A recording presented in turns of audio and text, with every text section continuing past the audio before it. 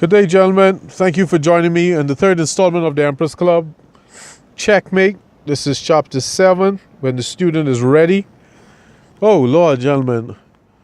This cold front is leaving. The sun is coming out. And when the sun comes out, I'm going to go on the beach and lie on the sun and no, I'm going to lie on the sun because it might be too cold.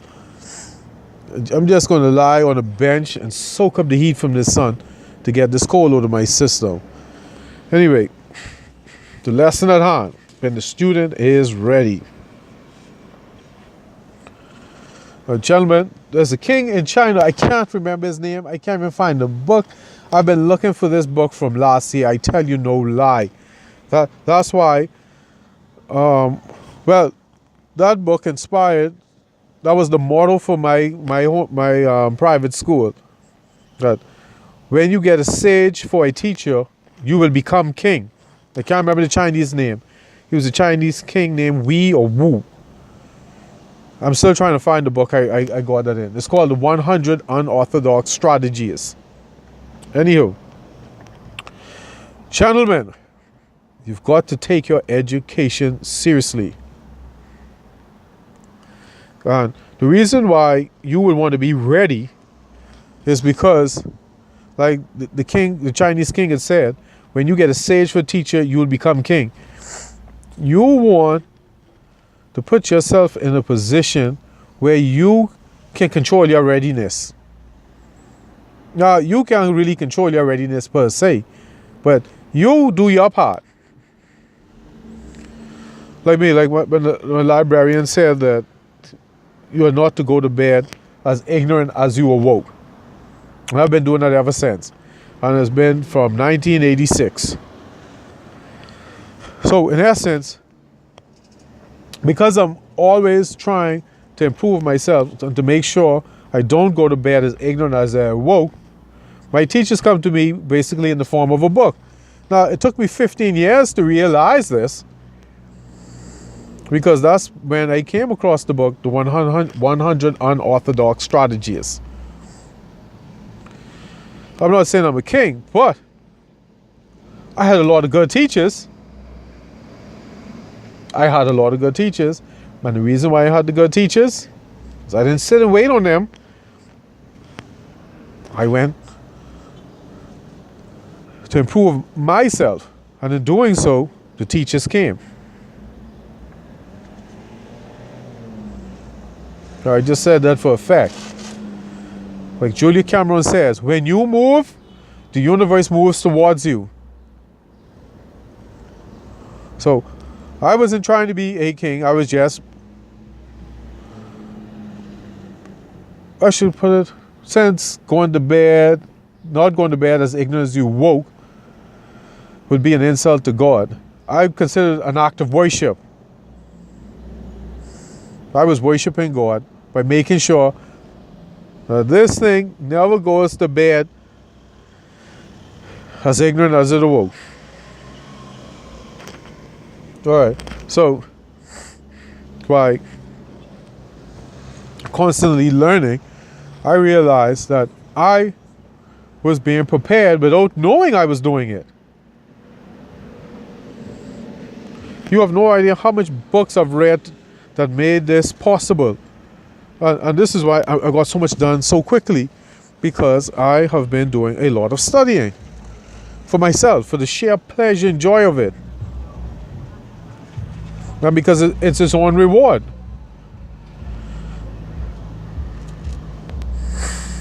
That's right. Now, for when the student is ready, now I'm going to get back to what I wrote down. That just came to mind. Now, I love this quote so much that I made it the air I breathe. And that's because, gentlemen, I want to be a king. If being a king means to wait until the teacher comes, and in the meantime I can prepare myself, guess what I'm going to do? I'm going to prepare myself to make sure I'm ready for when the teacher comes to crown me. So I know when the student is ready, the teacher appears. That it seems is not proactive. But I took a proactive approach to it. I didn't wait on the teacher. I went out and readied myself for his arrival or her arrival. I prepared myself. So like O'Shea Duke Jackson says, if you stay ready, you don't have to get ready. So I went and I readied myself.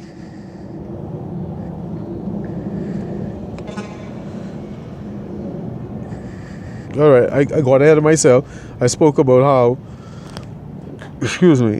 that I made myself ready by the books I read.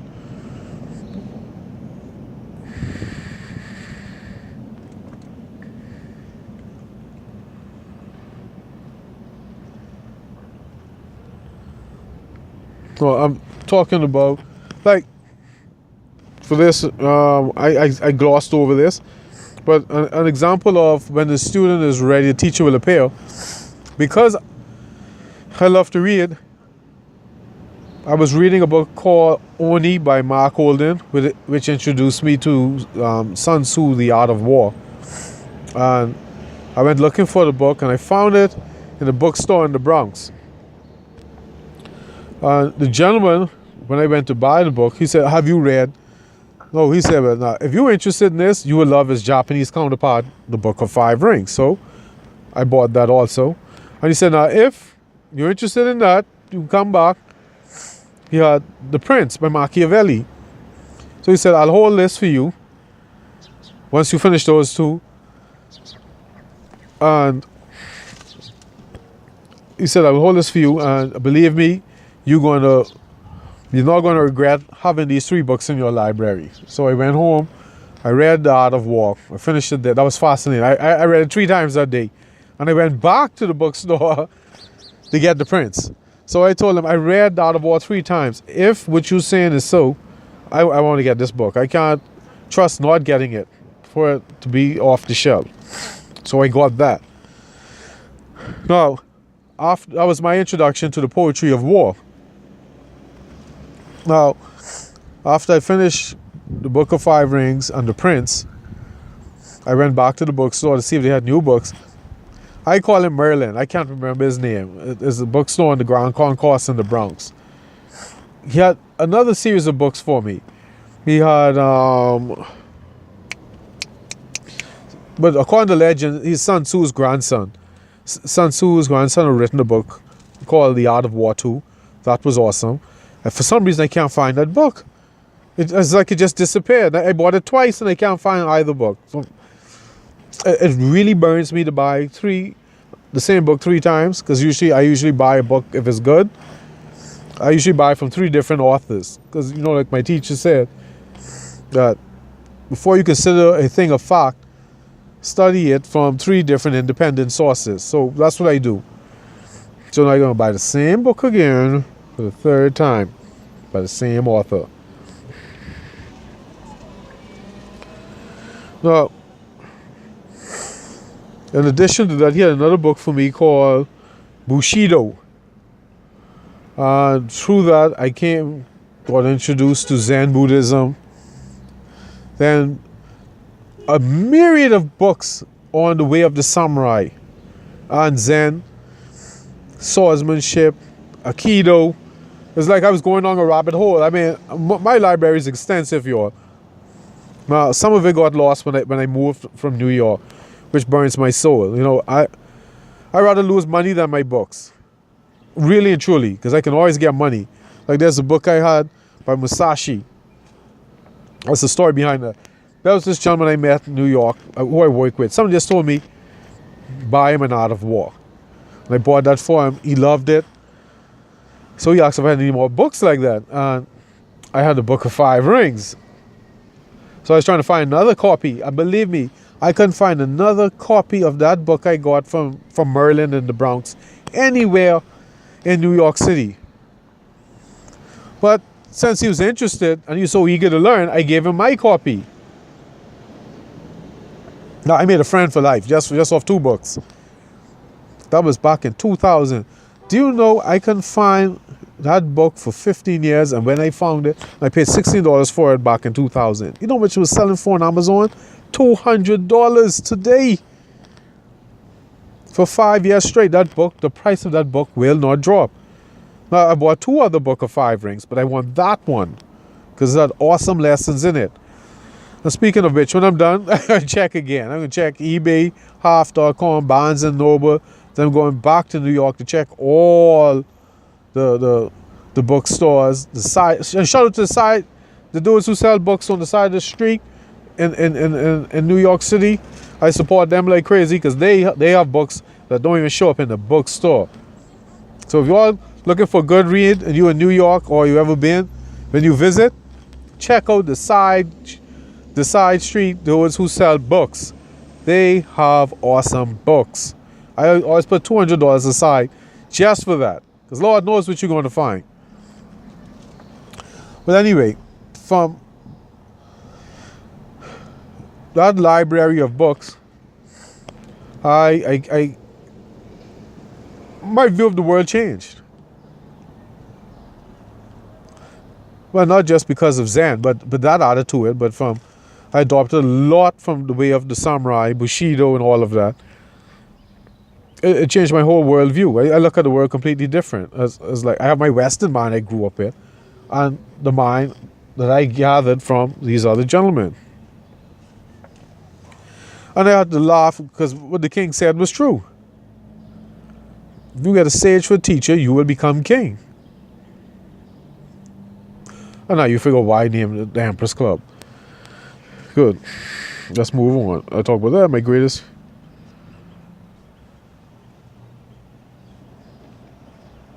Oh yeah. Ooh. My life got changed. I was waiting on the class in college. This was back in 1992, 93. And it's amazing how life is. This is why I include when the student is ready. I was reading what book it was. It wouldn't have been Art of War. It had to have been the Book of 5 Rings, because my lady had gotten me another copy of it. I was reading that, and this college professor walked up to me and said, "Hey, you always reading?" And then he asked, "What am I reading?" So I showed him the book. Just said, "Oh, all right." So he said, "Let me introduce you to something else. If you went to oh God, what do you call it? The poetry of war." No, he'd asked me, why am I so interested in the poetry of war? And I told him, hey, because of the way it affects your mind. All right, so he walked off. So 2 days later, I'm back at the class again, and he walked up to me. So listen, if you were so concerned about the human mind, read this. And he said, this is a gift from one reader to another. That book was called Psycho-Cybernetics by Maxwell Maltz. That is in the Fireside Chit Chat, gentlemen. That is mandatory, required reading in the Empress Club. You're going to have to read that 10 times in the least. Now, he gave me that book. That was just before finals for spring. So that was around early April. Between April and September, I read that book 20 times. That's how awesome that book was. It changed my whole life. And that's what that's the bedrock of my school system. Just that book alone.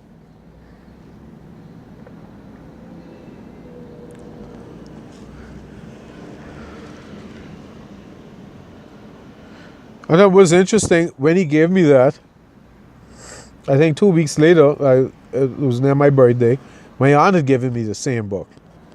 Because she was giving away her books. And she said, hey, you might like this since you read a lot. And I had to laugh. And then when I saw the professor in September, I told him what happened. And he found it funny. And he said, hey, that book was meant for you. You were going to get it sooner rather than later. And gentlemen, I'm not talking to here myself. When the student is ready, the teacher will appear. And good teachers prepare you to be king. I just watched someone, for some reason, the sign says no entry. And maybe because I have my glasses off, I can't see what no entry means. I see a no entry and can't decipher its meaning. The driver just drove through no entry, like they were going in the right way, in the right direction. Now they could have caused an accident because the traffic traveling that way is not expecting anyone to be there.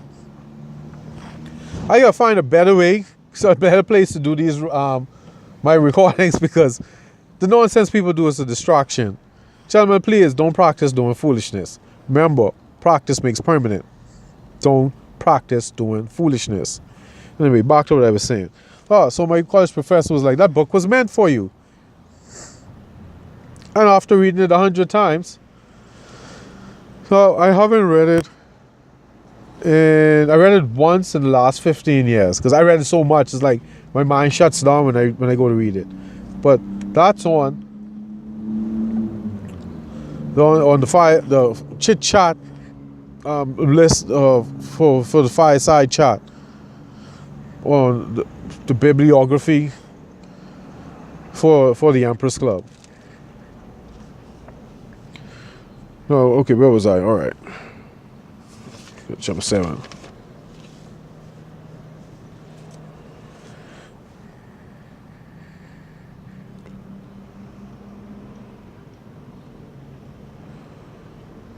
All right, okay, that was it. I got ahead of my notes, going off the top of my head. I'm not saying I'm going off the top of my head. I before my notes I use to record, I've written it down 3 times. The first time is to get my thoughts down. The second time is to organize it. The third time, I take a month off, then go over it again to make sure it's well polished. So once I get started, I'm going from memory. My notes are just here in case if I forget something. Now, another thing I learned from when the student is ready, a lesson I've learned, is that you've got to be humble. You cannot learn if you are not humble. And the reason why I want a Masashi book, even though, I refuse to spend $200 on it. If I have to, I'll do it. But there's a story in it where this young man wanted to learn from this monk. And he went to the monk and said, "Master, can you teach me?" So, as the custom, whenever someone comes to your house in Japan, you serve tea. So the monk started serving he bought his best china, started serving his guests tea until it overflowed and spilled. So the young man was like, Master, you're wasting the tea." So the master was like, "Well, until you humble yourself and approach me as an empty vessel, I'm going to be wasting what I teach you." Ninja. That's an old joke. You got to be born in the 70s to get that.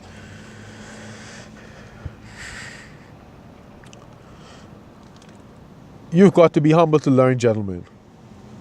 Because if you approach anything with, "Oh, I know everything," or "No one can tell me anything," you're going to waste the tea.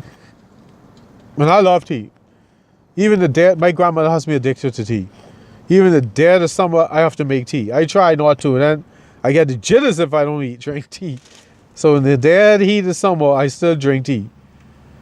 Well, anyway, that's why that story meant so much to me, because he wasted tea. Well, anyway, gentlemen, don't waste people's tea.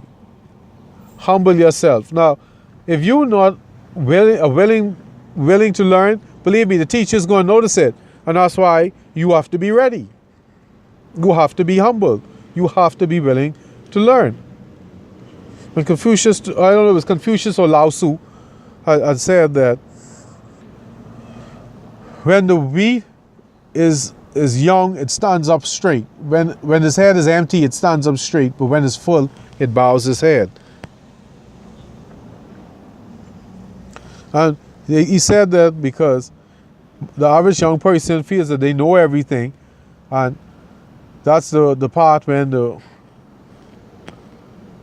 the wheat is just starting to grow. It's empty-headed, so the weight of the stalk can hold it, so it stands up straight and is arrogant. But as it matures and gets full and is ready for harvest, the weight of the wheat can't be held by the stalk, so it bends over. And I just love how Confucius or Lao Tzu was able to tie the wheat stalk to human nature. Gentlemen, if you are haughty, you cannot learn. If you're arrogant, you cannot learn. Your teacher is going to be standing right next to you until you are humble. Just remember, gentlemen, you don't know everything. You aren't the only one that knows anything. And there's always more you can learn and greater depth that you can learn. Don't ever get arrogant to the point where no one can teach you anything. And believe me, I've learned that the best teachers are usually overlooked, and they're children. As an adult, you will learn a lot from children. Don't get so haughty that you can't learn from children. Like people say, God speaks through children. That's why I pay attention to what children say, because God speaks through them. Don't ever ignore a child. You can learn a lot from them.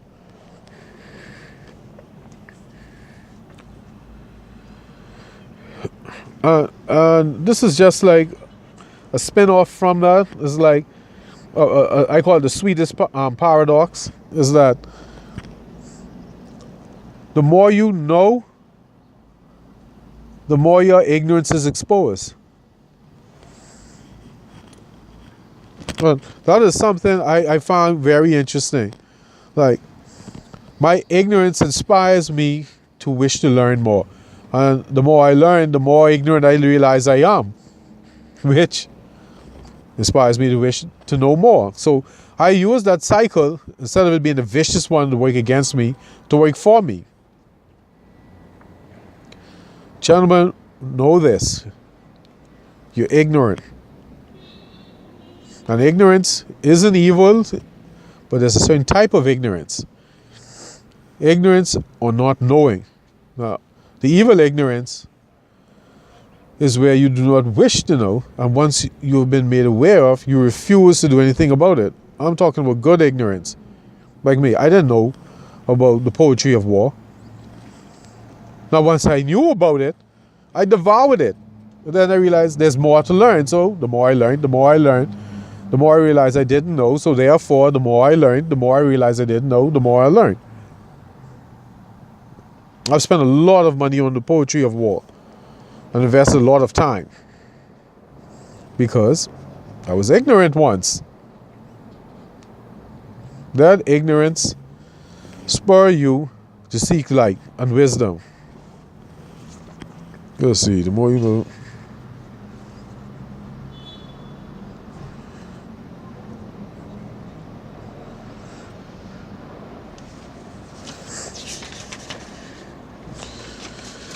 All right. Oh, I was just talking about that. There's a pastor, I can't remember his name. I think he was African. He's a tall, skinny guy. And he was saying, always have a teachable spirit. Always have a learning spirit. And he said, do not get yourself involved or entangled with anyone who can't be taught, who is not willing to learn anything new. They're going to stagnate your growth. And I don't know if you've ever been around stagnant water. I knew stagnant water stinks because of the description, but I experienced stagnant water before. And I'm like, I don't want that in my life mentally and spiritually. And being around people who don't want to grow, who don't want to learn, who don't have a teachable spirit, they're stagnant. That is a disease. You do not, that's the breeding ground for disease and disaster. You don't want that around you. You don't want those type of people around you. So make sure you don't do it, because like is drawn to like.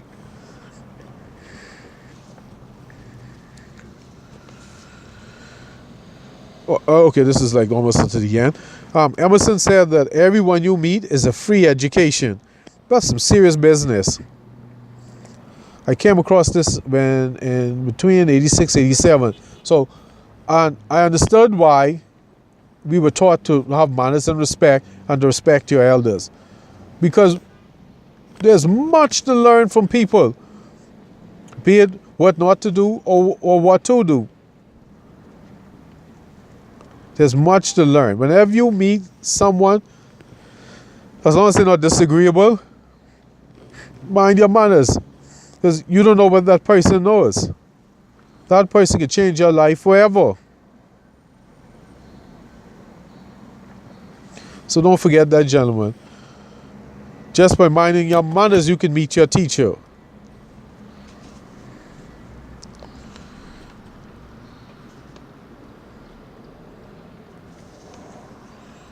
Well, anyway, gentlemen, that's it for me on when the student is ready. That's it. But I got ahead of myself. My notes, I should say. Anyway, thank you for joining me. Catch you in chapter 8 called Pot of Cake. Life lessons I learned from baking the cake in 5th grade. All right. Goodbye, gents.